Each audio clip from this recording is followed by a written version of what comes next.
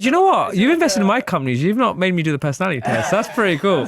I'm actually quite curious now. You might have already done it. He might have just been like, WhatsApping you. What are your thoughts on this? And you just like answered, not knowing it was part of a test. He's right. I know you so well. I know the answers to the questions. Welcome to Happy Millionaire, a show about how to make profit with a positive impact. and stay happy along the way.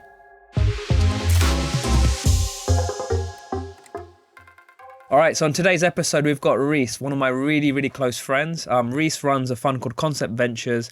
It's actually the largest pre-seed fund in the whole of the UK.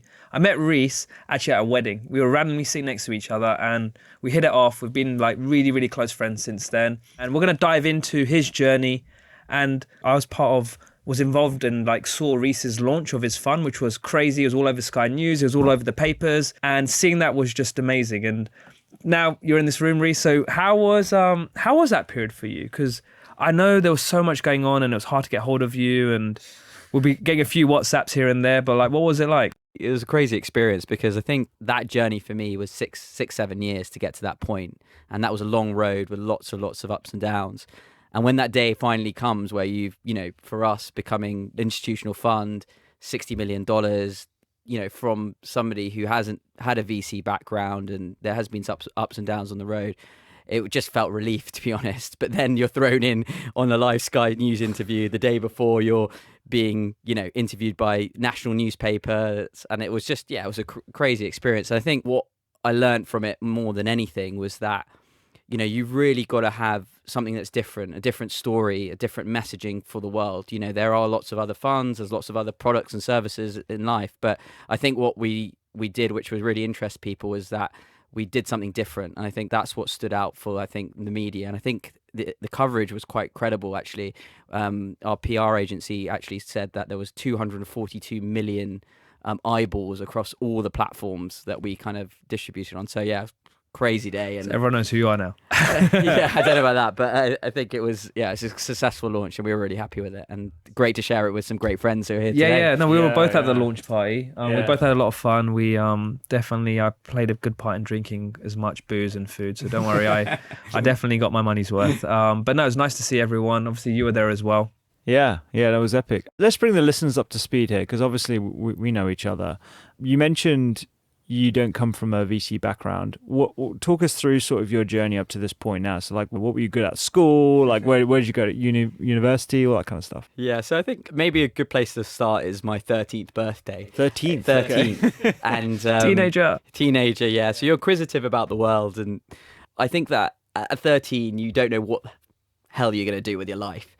But I remember really distinctly, there was a story where I walked into my school and I'd saved a lot of pocket money and I bought this thing called an iPod, and this and now people think, oh, okay, that's whatever, but this is when people generally thought if you owned an Apple product you were batshit crazy, literally crazy. You were some alternative. This is when they had, and some people might remember, you could only connect via Firewire, which was the Apple equivalent of USB. And I saved all my money, I bought this and took it into school, and people were like, what the hell's that? Why haven't you got a Windows Zune or whatever the equivalent was? And I was like, look, I love the design, love the product. So I was always really fascinated with technology. And then off the back of that, I just loved the product so much. I said to my dad, I said, look, for my next birthday, please just buy me some shares in Apple. And he was like, what are you talking about? That's ridiculous. This is, 20 years ago. And I just persisted and and that was the start of my investing journey and my passion for technology and seeing things differently. And I kept the shares for a long time into my kind of early 20s, and fast forward, ended up at EY, which is a great place to start my career in the kind of technology division. So kind of continuing that passion for business and technology. Spent 4 or 5 years there. And then I left, and luckily some of the Apple shares did okay. I was going to ask you, how much did I can't remember, but it wasn't a lot. I put a few £1,000 in. Obviously it was just pocket money I saved from doing odd jobs and little work over the summer. A lot of jobs, man. That's a lot of jobs. What are you doing, buddy? Yeah, I just saved it, birthdays, I saved it up. And then, so I mean, obviously I'd saved a little bit from my EY days, and I just literally quit one day. I was like, right, I didn't know anything about what I wanted to do. I went on a sabbatical, and then I was like kind of in this transition in life, basically. So I think like after that, I really felt, let me just explore the world. A lot of people go through that. Not many people take that jump. And I didn't know I was going to end up in VC. But what I did is just followed what I was really interested in. And that goes right back to that kind of 13-year-old kid who's just like exploring things and trying things and doing things. And I think where I ended up was I met a number of people on the way. I found really interesting businesses to work with. And I worked with those 3 companies essentially as almost like co-founders, invested a little bit of money, very, very little, and basically, had a good stake in those businesses and worked with those 3 companies for a number of years. And on that journey, I started making very, very, very small angel investments in things that I was interested in. And then, fast forward a little bit longer, we sold one of those businesses to private equity. One was an absolute disaster, and we'll probably have a story about that later, which was an HR tech company, and one's still going today. So there was kind of 3 businesses that I really started off kind of grounding kind of on that kind of almost that on that founder side, where we built them from literally the ground up. And then, fast forward now, we've, as a firm, we have made like 65 investments in the UK, all in, particularly software businesses, but all at the pre-seed stage, that very earliest stage of the journey. And yeah, we've had some good successes, and we've now closed this new fund, which is backed by the British Business Bank, which is the UK government's investing arm. But also, I'm very proud that like a lot of the investors in our fund are from a diverse background. As 80% are from an ethnic minority background, which is very rare in the UK. So it sounded like you went into angel investing quite early, right? And there's so many people that are quite fascinated with angel investing. It's like now it's really cool. Like even Serena Williams has got her fund coming out. Ashton Kutcher's into VC investing. You're seeing loads of like even Drake, all these guys. Like everyone is now investing into startups. So I guess for people that are quite early in the game and who are thinking about doing angel investing, what are things that you've now learned, or like what's the shortcuts that they could take right now to find these good deals? Because you've obviously failed a lot and you've made tons of times. So what are some of the ways in which they can find these deals? There's loads of shortcuts which I wish I knew. And the first one I think is the one that I probably, and every angel investor probably learns the hard way, which is like they just invest in 3 companies and they're like, okay, one of them will do really well, right? And inevitably they all fail, right? Like it's just the maths of the situation, right? And when people start out, they should allocate to 60 companies like in their portfolio. Like that many is like the number, right? And so I think when you start out that journey, don't go crazy with the first 2 or 3 deals. And the second thing is like a lot of people think, oh yeah, you have to be really rich to be an angel investor. But actually there's so much democratization these days through different platforms. And I think the one I learned the most on is definitely AngelList. So, AngelList I think is a really good platform. And now in the UK, you have things like Odin, which is like a good equivalent. Shout out because I'm an investor in that business. But yeah. And so AngelList is great. And the reason why AngelList is a really good platform is because you can piggyback of someone else's kind of research knowledge, and you're very aligned with them. So I did a number of deals on AngelList to kind of get my network up, knowledge up, and some of those have gone on to become like unicorns, right? So it was a great way of like you could invest alongside Sequoia, who are the premier VC fund in the world, and you're sitting in London with a $1,000 check and you can invest in it. So I think that really learn from people who've been there, trod the road, and people are very open to talking to you. So I think there's lots of different things, but I think really also find what you're really passionate about, because if you're really passionate about climate tech, or in Rupy's case food technology maybe, so you already got to like be interested in what you're kind of investing in. That's the kind of primary thing I would say. And expect a lot of things to go wrong in startups. There's there's a big risk reward. I just want to rewind quickly back to like after EY. Did you only invest in 3 companies? Is that correct? Yeah, so that's basically what I did. So you did the opposite of what you're... And I did completely the opposite. And I think that model is slightly different, right? Because I think if you're a pure angel, you're owning typically like maybe 0.5%, 0.25% of the company. But in those cases, I had a very big equity stake in those companies. I had 15, 20. And so it was almost like I was building those companies alongside the founders themselves.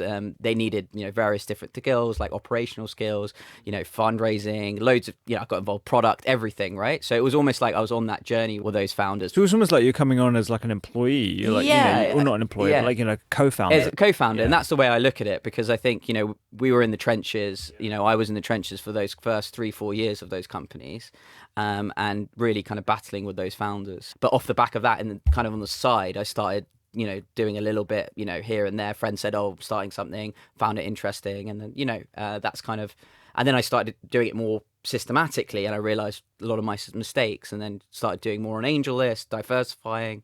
And then we started off, we launched our first fund in 2018, and then we've done a number of funds since then, and then obviously closed this fund now. You were essentially a co-founder helping these businesses. You're, as you said, you're in the trenches, but you actually opted to go for the angel investing path. What made you go, hey, actually, I want to stick on investing rather than being a builder, right? Which is what I am, right? So in Bliss Growth, we build. That's what I love, right? But why did you go down the angel investing path? Yeah, so I think for me, it's a people-based thing. My passion and, even our fund's drive is like, we're early stage investors, so what have you got? People to kind of invest alongside. And when someone often comes to us with an idea, you're like, wow, I didn't even think of that. That's so cool. Like, I didn't even, like, the last company we invested in was like a voice dubbing company, and the founders used to work at Google and Palantir. I'm like, is that even a market? But it's like a $12 billion market a year. So, I think that seeing that like kind of gives me the energy very much in terms of what we do. And I think our existing portfolio, like really changing the way people do things. And that's our whole mantra. Like, we want to invest in companies that change the way people work, play and learn. And so that's what gives us, as a team and myself, like a lot of energy when we're doing what we're doing. When you left EY, surely you got a lot of people saying, what the what are you doing? You're leaving like a steady job. You're probably in your 20s, I'm assuming. Like, the path is there. You know, consultants make a lot of money, and there's going to be a partner. Yeah. Definitely. Go read the FT. I think the EY partners are spinning out EY and making tons of money. So there's loads of that. And it's a good question. I think if people met me at EY and like saw the journey now, they would be quite, I think, bemused by it if they worked with me at EY or knew me at EY. And I think the reason why it was because I think that it goes back to the first point of just like enjoying fundamentally what you do. I knew that I could stay, make tons of money, like whatever, but I never did anything for the money. Even, back in, all my steps in my career, the reason why I went at EY is because, I had an offer other places as well in banking. And I didn't take that because I knew that EY was a better learning. I did everything for learning. Like, that's why I always did it. And so when I left, I thought, how can I maximize my learning and my passion together? That Japanese, they have that concept of ikigai, which I'm sure you'll talk about on the podcast at some stage. But yeah, I think that's what I was like, I left with nothing to go towards. And I was like, let me go find my kind of ikigai, as it were. That's what it was. And I think, a lot of my partners probably that work with me would probably be very sure. And it's not a linear transition. You get a lot of investment bankers, a lot of private equity people come maybe into VC. And there are people that go into VC from consulting, quite a high percentage, but there's not a high percentage that kind of start their own fund from there, which is a really hard journey, actually, like a proper startup in itself. At school, were you a nerd? No, I don't know. I think yes and no, probably. If you don't know. Probably yes. Yeah, I mean, in my yearbook at the end, they like have this poll, like, who do you think will be the quickest to be a millionaire or the most successful or something? Okay. And I won that, and I thought... Oh, nice. And that's a really good accolade, man. Yeah, I wish that was in my yearbook.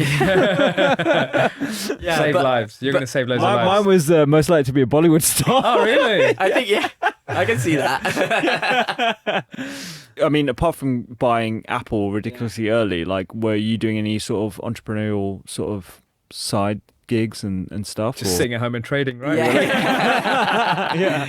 No, actually, I think what I did was every summer I used to go and do some kind of work experience with people. Yeah, that's awesome. Great. Yeah, since the age of 14, I used to every summer just go. I knew someone who was in business. I would spend 2-3 weeks with them. So by the time I got to like applying for internships 18, 19, my CV was just like full of stuff. And I would just work for free. I would just be like, I don't care. Just give me something, stock room, whatever, like I just... Get me in there. Yeah, just get me in there. So I think that's when I look at young people, we hire a lot of young people, do a lot of internships. I just tell me, I don't care. Tell me, you all got good grades. You all go to good universities. Just tell me what you did in your summer. Tell me what you did in your spare time. And that's what I think, people should really like look at in kind of young people. But 100%. Although you mentioned the school thing, I really did struggle at school, actually. I might have ended up like there at 18, but school was really, really tough for me. I'm heavily dyslexic. I wouldn't say heavily, but I've learned to cope with it like all over the years.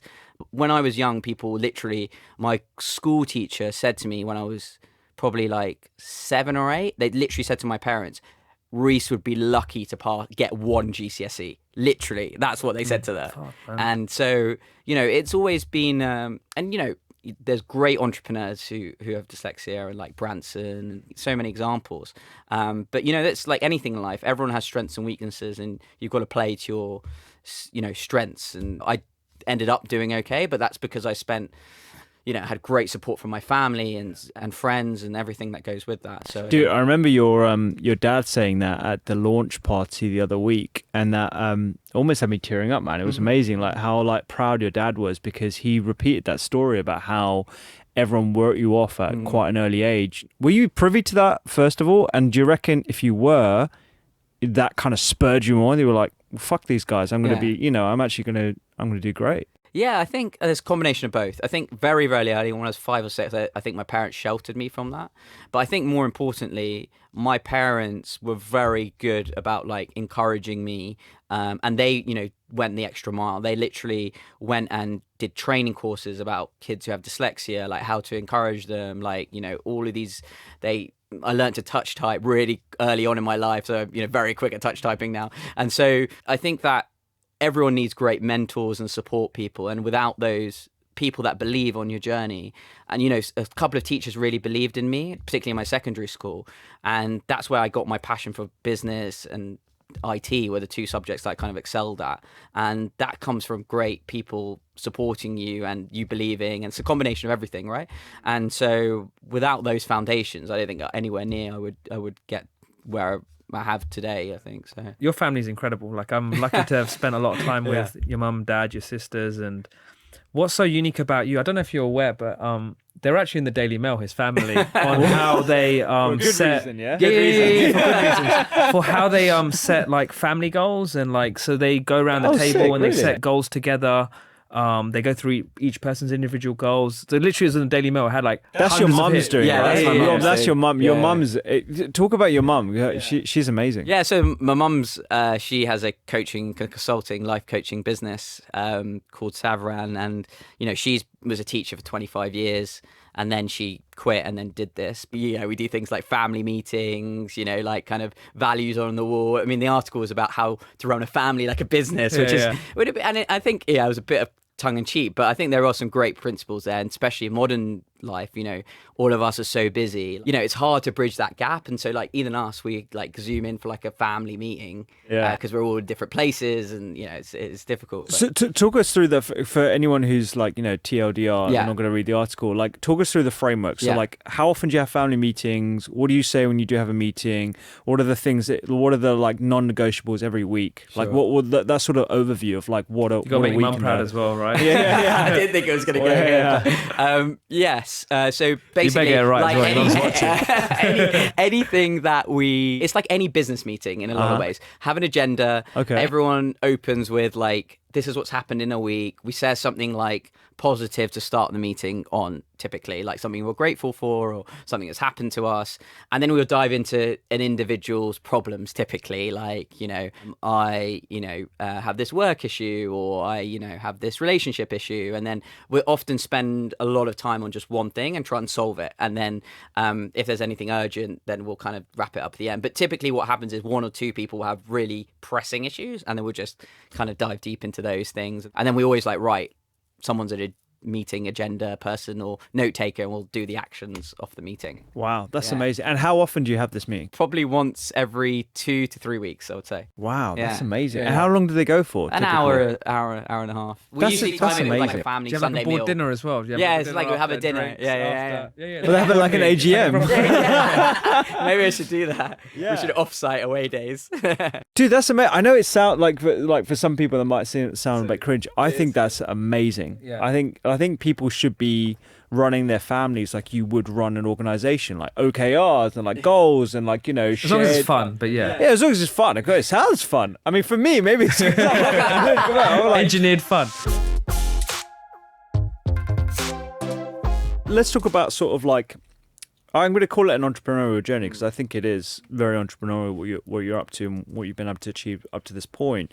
I'm sure it's going to be even bigger than what you've achieved right now.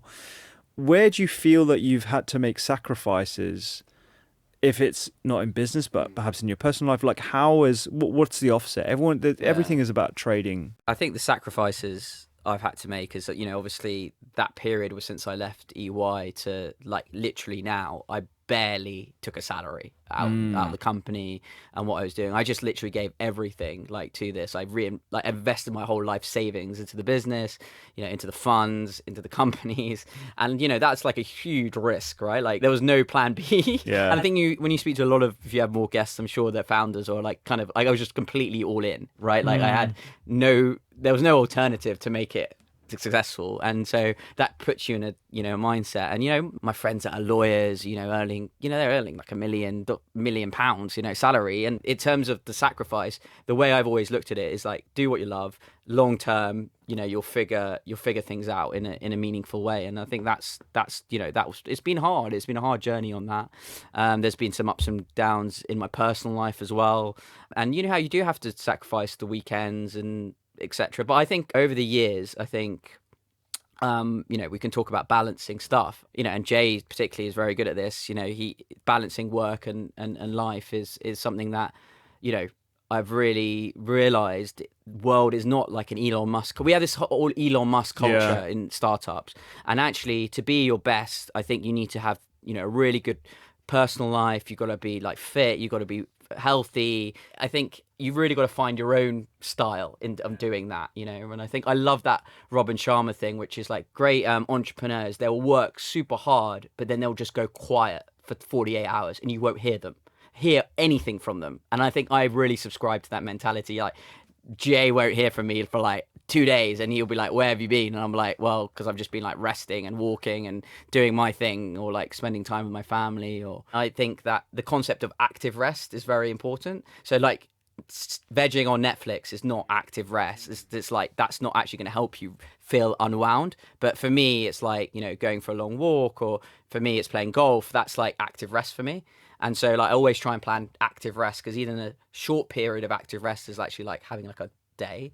I have a phone that I switch off. Like I switched to a Nokia 3210 at the weekend. No way. Yeah. Really? Yeah. Oh my God, that's amazing. Yeah. So then I just like screen time goes down to like 2 hours at the weekend. So you don't use no social, no Twitter, no LinkedIn, I nothing? pick it up like once or twice in a day on a weekend for whatever reason. That's but a cool actually, hack. yeah, like or what I do is if I'm out with my girlfriend, I just tell everybody that's close to me, if you need something serious, just message her. But sometimes she doesn't pick up the phone, which has happened. So, dude, tell us about failure, right? Yeah. Because everything sounds like super positive. Yeah. It sounds like you've been on the upward trajectory, but actually, you must have experienced so much crap along the way. So much. What are like the low points in those sort of experiences that you've had with companies, or like dealing with founders like us, Or missing deals. missing deals? Yeah. Yeah, I've got. Don't even know where to start. Where do you Let's start? Let's start with, in terms of funny, not funny stories. Like, the one that stands out is like we were selling a company. This is like early on in this process. This is like the founder was literally ready to receive his money. All of us were right at the end. Yeah. And the buyer, picks up the phone to the founder and says, yeah, we're going to chip the price by 50%. And I was like, what? Like, how are you doing this? Like, at the last stage. It wasn't like early anywhere. It's not a negotiation point. The docs were all kind of there. And I was just like, how could he do this? Such an arsehole. Yeah, how could he do this? And then basically he called me up and told me this in my office. And I don't think I've ever told this story to anyone. And basically, as I was on the phone to him, as he was telling me this, I was very dehydrated because I went to the gym and I was standing next to a radiator and I collapsed. So I didn't even remember him telling me this. So next thing I was like, I think I was speaking to that guy, and I was in the hospital in Guy's, and I ended up in the A&E, and I was like, I don't know what. Like, did someone say something to me? So then I spoke to him later and I was like, he's like, by the way, and it's like, just add to your day, this has happened. And oh my God. And that was very stressful. Everyone, and often these things stack because like I was going through some stress in my personal life, and that happened at the same time, and I collapsed at work, and then I was like, oh my God, like the world's falling apart there. So anyway, what I would learn from that is that there's lots of situations we've been, and sometimes you only think you only have one shot in terms of the goal. You're like, there's only one investor who could invest. There's only one buyer. But actually what I've learned is that, great founders or great teams, they just find a way. They found a way. People find a way if they want to find a way. There's always another option. There's a great book called The Third Door, which you might have read, Alex Banayan. And the third door is the concept of like in a nightclub, you've got the VIP line, which you pay a lot for, and you've got the normal line, which everyone queues up to. But there's always a door round the back where you can jump through the toilet and get into the nightclub. And often you have to take that door, to get things done in life. So I think that's probably what, and yeah, look, I've had so many. I've had founders who have both decided to leave their company at the same time. Like there's co-founders. Oh my word. For the same company. For the same company. Oh man, so there's no one running the company. Yeah, there's no one. Yeah, you literally have founders who refuse to speak to each other. Like, literally, honestly, there's so many things. What attracts you to the pre-seed stage? Because I feel like this is like the most risky part of the life cycle. Right. Yeah, First like check, exactly. What attracts me is definitely the people. I love the fact that businesses can change 3 times before they get to the next stage, and seeing almost those people mature into like great founders and helping them on that journey is really, really interesting. And I think when we invest, we do like this huge like personality framework on people, so it's not like a gut decision, which a lot of VCs do. And I think that that's really interesting, like seeing someone who may be old or young, but then they have the right kind of, leadership skills, they have the right vision, the right risk-taking ability to actually make a, huge company. Is just like, it's almost when you uncover a rough diamond. What's fascinating? I introduced Reece to a few people, right? And Reece doesn't speak to them until they do the personality test.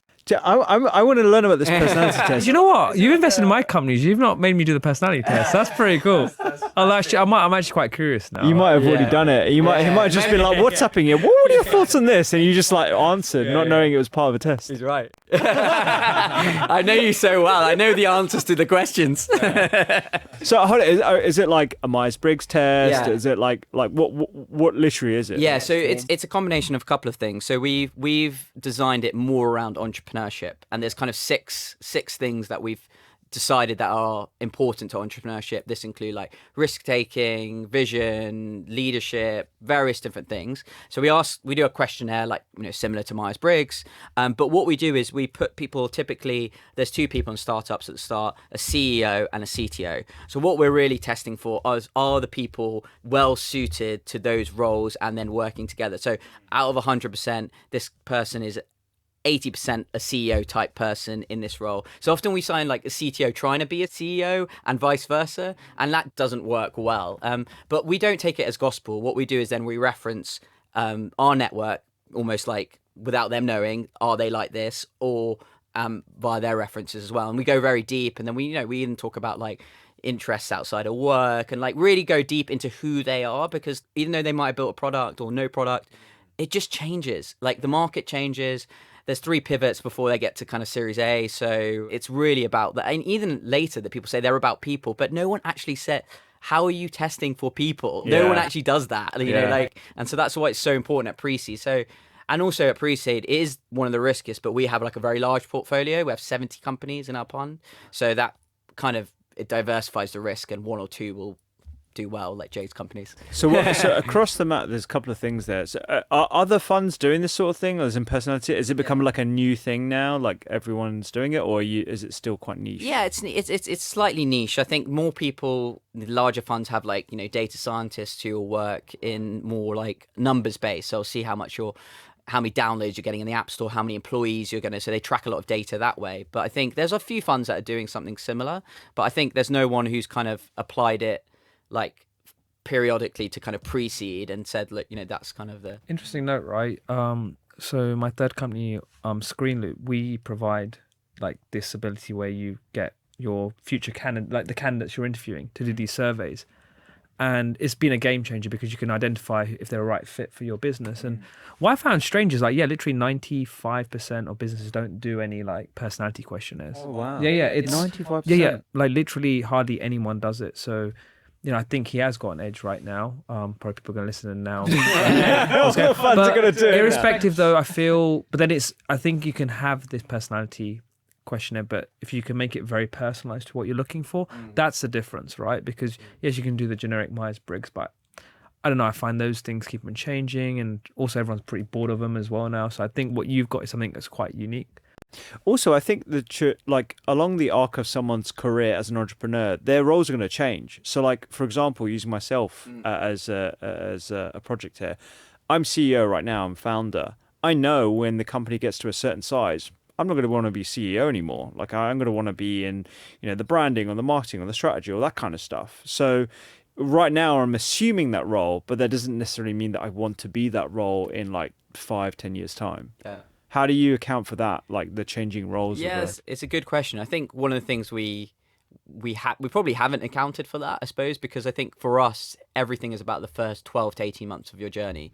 So when they do their next round of funding, it's not like we say goodbye to them, but we've done our jobs, in our opinion, in the sense we've got you from 0 to 1. And I think that, businesses change a lot in that leadership area. But I think that fundamentally, if you're a founder of a company, you're going to stay close to something meaningful in that, and you'll have a leadership position, or you'll have some vision for a segment. So those are the things we're testing for. It might not be you're running everything, but you'll be running something within that company. And are you going to be able to push the risk boundaries? Are you going to be able to put people on your journey with you? Are you going to be able to do various different things that great founders do, like resilience is one of the things we test for so much. Like, how do you test for that? Yeah. So it's a couple of things. We ask some questions, and there's obviously a measure of risk and resilience, and there's questions that you can't like double do, like in sense that are opposing to each other. So it kind of gives people an indication of what they're like. But then we just like dig very deep into their personal life. Like often, people might have done some extracurricular things. They might have done like, climbing Everest, climbing, things like that, where you could really demonstrate, hey, there was a real problem here and I really overcame it. And I did overcome those challenges. Yeah. What are your top 3 attributes actually? So I think number one, you've just definitely got to have a vision for where you're going. Like you've got to. Well, it's really clear, right? Clarity. Really, really clear vision. If you look at all the great entrepreneurs, they have a very, very clear point of view of where they think the world and their company is suited in that world, which is different to now. And they have a vision which people buy into. That's investors, that's founders, other employees. But I think also like it's also that execution piece is probably like the second bit, because there's so many people that, we speak to, we have our challenges with some of our founders. We almost be like, this is the playbook of like how you do something, but they don't execute on it, right? Like they just literally, with giving them like opening the door, they could walk through it, but they choose not to. And half of life, I think, if someone says, what's one reason you've got to where you have, 90% is like showing up. But the rest is like the 10% difference between most people is they follow up. Yeah. How many people that you meet at a party or like, something says, oh yeah, I'm going to send you that, or like, I'm going to do that. But I was always the guy that did send that stuff, right? And did message you the next day. Yeah. And I think that like founders, like generally like that execution on follow up tells you so much about them. Have they got their data room sorted? So like, right. The great founders, because they'll follow up with you straight away, be like, this was a great call. These are all my notes from the call. This is what you're concerned about. This is our link to our like all the documents that we prepared before we came to see you. And this is personalized, like why we think you are a great fit for us. And I'm like, okay, you're in the top 0.1% if you did that, which isn't that hard in my opinion, really, to do that. That's amazing. Yeah. So that's how you get money from Reece. No, I think that's a really good hack for anyone, because everyone throws around these words like, vision and resilience and execution, but Reece has literally spelled out how you demonstrate those qualities right there, man. That's epic. Those are great hacks. How do you guys make money? Right, so like, what's the math on that? Like, how, like, you raise money from other people, you have a fund, you invest that, based on your criteria, etc. How do you guys manage? What's the talk us through the logistics? It's quite a simple business in its core. So we raise money from institutions like the British Business Bank or individuals, and we have two forms of revenue, as it were. One is the management fee. We charge a management fee to manage that money, and that kind of mainly, I would say, keeps the lights on in the business and allows us to kind of pay a salary and marketing, etc. And then the main, what, about 2%, 1.5%? Yeah, 2%? It's between 1.5% and 2% for most funds. And then the main source of the revenue, or what we like to see, or the profit, is when we sell companies. So in terms of a fund, really, really simply, we'll make, let's say, 50 investments in our fund. It's 50 million. So let's say it's 1 million. I'm doing really, really rough maths here, but really, we'd make 1 million investment in each company for 50 companies, and then obviously we would expect one company basically to become a unicorn, which is like $2 billion, and we might own 10% of that company, let's say. And then it won't be that, I'm just being facetious, but then you would obviously return your fund 2, 3, 4 times. So most VCs have this concept of power law, which is essentially where 90% of the returns come from one company. So in the way we model our fund is like, essentially one company will be extremely successful and everything else can go to zero and we'll still do pretty well. And if 2 happen, that will be a bonus. And then we make 20% carry, they call it carry in the industry, or between like on the profit. So if our fund goes from £1 to £2, essentially we would make 20p. So 20% of the profits, and that's kind of our main kind of driver of revenue, I suppose, in the business. So the 1%, let's say 1% for argument's sake, you mean 1% management fee. That's on a yearly basis. Yearly basis. Okay. For 10 years. For 10 years. Okay. And the life cycle for a fund is typically 10 years. Yeah. 10 years. Okay, fine. So you're gonna wait a long time. Wait a long time. Yeah. So you're basically, I want to say living, but you're living off that 1%. How many people are in the? There's 7 of us in the team. 7 of us in the team. Yeah. Wow, so it's a lean team. Yeah, so it's lean. What it is that obviously what people do is they also raise subsequent funds. So they're kind of stacks on top of each other. Yeah, most importantly, we're all in my team are very, very aligned in terms of we want to make great investments, because people shouldn't make the money off the management fee. They should make the money off the profits and the exits, because then you're aligned with your investors. So let's say one of your companies actually exits or sells like within 2 or 3 years. Then what happens? Yeah, so we've had a number of exits that that's already happened. So some of them are, for example, one we sold recently, we made 5x on that, which was most people look at as amazing. So in that one, right? Yeah, you were in that one. Yeah. No, I can't remember. Yeah, that was a good one. Yeah, the bit late one. Yeah, that was great. So that returned like of a fund of £1, let's say, that one of our early funds, that returned like 30p in the pound. Yeah. In that case, we returned it back to our investors, but we still have to get over £1 that we've deployed until we get into the kind of profit share. Profit share. Yeah, so, so you only get that 20% when you hit a certain threshold. When we're giving you the principal that you've invested into the fund back. Gotcha. We don't do it on an individual deal basis. So that incentivizes you to really we want to push for the kind back winners, the reach desks of this world. That's awesome. Yeah. What would you say from all of this? We've given so much insights. What are the 2 or 3 things you'd love to just like leave back for the listener, like some lessons that you think you'd like are great to pass on? I think a couple of things. Just keep, it's just such a cliche, but like follow up with people, follow up, because everyone says follow your dreams and passion, but actually a lot of it is because you don't follow up. Like people don't follow up well. So I would like to impart that. I mean, we had a vision of like, I remember when we started, like we were in a different office and we ended up in a basement of a coffee shop in West London. And I remember I was with my 2 first like kind of interns that were working with me, and we said, right, we literally wrote on a whiteboard, like, this is how many deals we're going to do. And we're going to have like 100 million under management. And this is when we're going to do it by. And I think that just writing something like that down, it was ridiculous at the time. We were literally in like Joe and the Juice. And we did it. We did actually do it at the end. I think we were a couple of years later than we planned that my aggressive target. But I think write things down, have people that support you, good network of friends and family. And just enjoy the ride. Like, you know, like when we launched the fund, I said to all my team, you know, you all work so hard to get to this point. It's been such a journey. We literally, you know, ups and downs with companies and funds and raising and like, you know, all being from non-VC backgrounds. It's really tough. It was a really hard journey. And raising a VC fund, really hard, really, really hard. And, you know, you just got to keep going, keep believing. It's not actually the quickest that win the race. It's the one that's the most consistent. And you know, there's loads of great things like Atomic Habits, and you can read all that stuff. But never stop learning. I think that's what I'd leave listeners with. Reece, thank you so much, man. You're a really good mate of mine, and we've gone through absolute wars together, like on my company's investing. And Reece is one of the people I call up. Like, he's one of the first people every single time, and he's an awesome friend. So I'm glad you joined us on the pod. Thanks. So thanks so much, man. Yeah, thank you, man. Appreciate it. Awesome. Thanks a lot, guys. If you want to support the Happy Millionaire podcast, make sure you follow us on Spotify, click notifications, and subscribe on Apple Podcasts or wherever you get your podcasts. We'd love the support.